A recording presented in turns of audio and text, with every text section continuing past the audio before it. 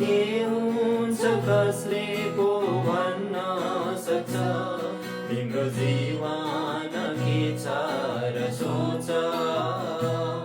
भोलि के हुन्छ कसले पो भन्न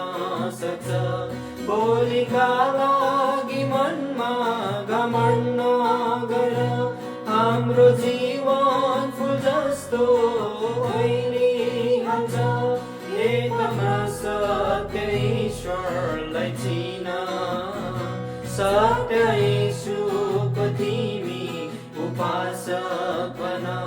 परम धन्यको सन्तान बनिनेछौ रमाउँदै तिमी स्तुति गाइरहनेछौ मन खोल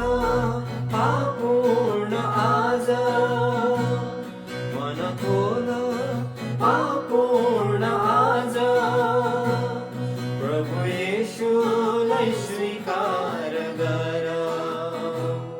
सुसमाचार विश्वास गरेर पापहरू मानिलिएर मन